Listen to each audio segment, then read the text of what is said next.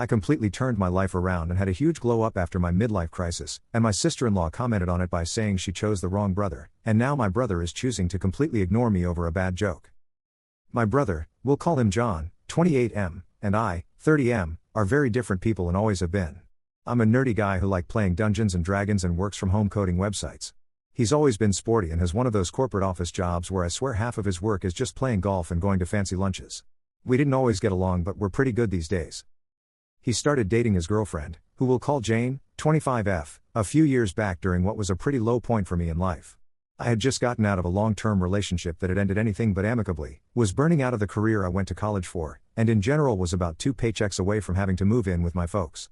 The stress of it all was taking a toll on my body. I went from the lightly chubby I'd been my whole life to just straight up fat, and shortly after the breakup I had an anxiety attack so bad it put me in the hospital. It was not a good time to get to know me. I was basically the picture of a screw-up older brother. But I turned it around. I got the mental health assistance I needed to diagnose and treat some long-standing issues. With that as a springboard, I started exercising more and eating better, finding cooking to be a good hobby that also led to me eating less takeout and processed foods. I'm still no Adonis, still got a bit of a tummy, but I'm much stronger and feel better. I was able to quit my job and find a new one in a field that I never considered but that I found I loved enough that I'm going back to school to work on a PhD in the fall so I can pursue it to a greater extent. And finally, I started dating again, someone, we'll call her Flo, who was a better match for me than my ex. Which all brings us to the night things went wrong. We have a family gathering at my parents' house, extended family and all plus Jane and Flo. I'm making dinner, a beef Wellington. Everyone is raving about my food. I also did dinner this past Thanksgiving as well, and also my recent glow up, my new job, the program I got into, etc. I'm smiling politely and mostly just trying to do a bunch of dinner prep while they won't get out of my way. Then Jane says, "Yeah, never thought I'd pick the wrong brother, but I'm starting to think I might have." You could hear a pin drop. I said nothing, again, just awkwardly laughed at what I assumed to have been a bad joke. Jane's face immediately changed to the look of someone who has only just realized their mess up. John looked pissed, and the two of them left the kitchen shortly after. From what I could see, she seemed to be trying to apologize to him while he looked really hurt. My relatives said nothing, not immediately anyway. Flo kind of just winced, and later told me that it was really awkward having to stand there, but she didn't know what else to do that wouldn't have escalated things or put me on the spot. That was over 2 months ago, and both John and Jane avoid me like the plague. Not even a text since then. Whenever I meet up with my relatives they badmouth her over it, and while I think Jane did screw up saying that, I really do think she was just making a bad joke. Personally, I think they're overreacting.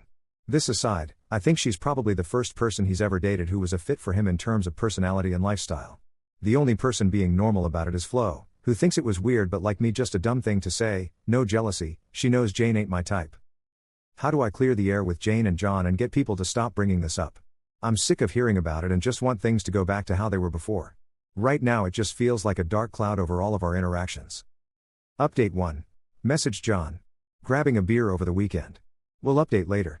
In the meantime, some clarifying info for some of the other comments. Jane is a very nice person and she really cares for John. She's been with him through some difficult times, including a period where work separated the two of them for 3 months, and they're otherwise attached at the hip. She does have what some call a lack of filter, we've known that for a while. But she'd absolutely never leave him for me. For why my relatives won't let it go, probably because they're a bunch of old Italian Catholics who like to gossip. Which, incidentally, is probably why they didn't like the joke in the first place. My brother and I have a pretty good relationship as adults and aren't especially competitive. My folks and relatives don't favor one of us over the other, though admittedly they do understand my brother's career path better than mine.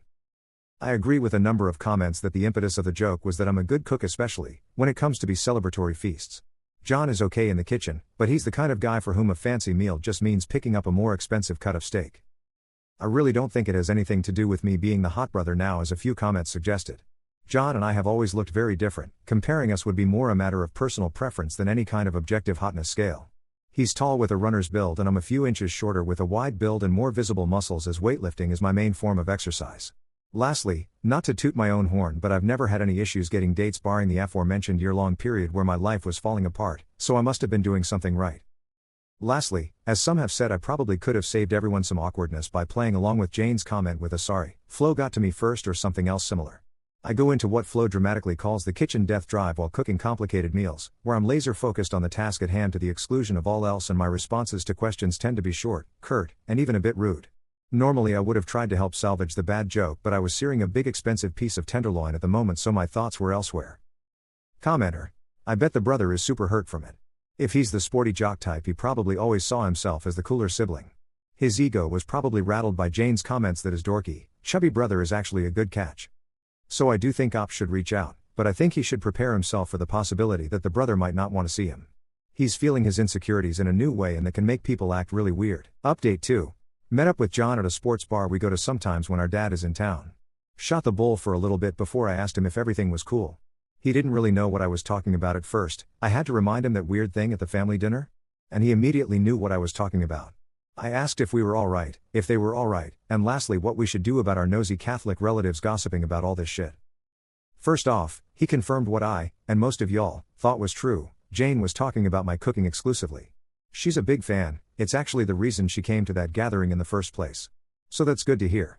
Nothing to do with my physique, though John did congratulate me on the additional weight I'd lost since the whole ordeal. Second, John's issue with Jane's joke had nothing to do with the idea of her leaving him for me or that he'd lost some prestige as the athlete in our family or anything like that. Something I didn't mention in the original post because I didn't think it was important is that John and I grew up middle class while Jane's family is loaded. Not billionaires, but she graduated from an Ivy League college with no student loans, which she's turned into a well-paying and highly specialized tech job. She and John go on lots of vacations together, have a very nice apartment in a very expensive part of the city, all that stuff. The thing is, while John does pretty well for himself at work, he's not making nearly as much as she is and doesn't have old family money to fall back on. Trying to keep up with her has been putting a significant dent in his savings. Apparently, he's been psyching himself up to talk to her about how they may need to make some lifestyle adjustments so he can put more money away in savings and was worried how that might go. Hearing her say that I might be a better option after hearing about my new, to his mind, high-earning PhD program was the sort of thing that came at exactly the wrong time, so he had to walk away. I did have a little laugh at that. This PhD will open a lot of doors for me, but it's definitely not going to make me millionaire. Adding to the sting of that, while he and I don't have much of a rivalry, he does still have some insecurity about me being the smart one of the two of us. I say this with all the love in my heart. John is an extremely intelligent guy, but you'd never know that from just talking to him. He's a whiz with numbers and knows more about corporate finance than nearly anyone I've ever met at any age. He also speaks with the vocabulary and goofy demeanor of a frat boy. So on top of the anxiety about his rich girlfriend thinking he's too broke to hang out, he was a little frustrated about the idea of a doctorate putting more perceived distance between us. He apologized for that jealousy. I told him it was fine, and if folks were giving him storm he could tell them he wasn't going to look over their stock portfolios anymore. He also said that he and Jane spoke about the money and she took it very well. The reason he hadn't been in touch lately was because they'd been looking for a more affordable apartment to move to when their lease is up. The only thing that left was how to handle the extended family. Apparently John didn't know they were still on about that, largely because whenever he and Jane see them they just talk about how Flo has too many piercings and swears too much. That gossip was news to me, so we mutually said, screw 'em, and decided to continue not really letting what they say about our partners get to us. Instead, we agreed to spend more time just the four of us. And, before we left for the night, John did ask me for a few of my recipes.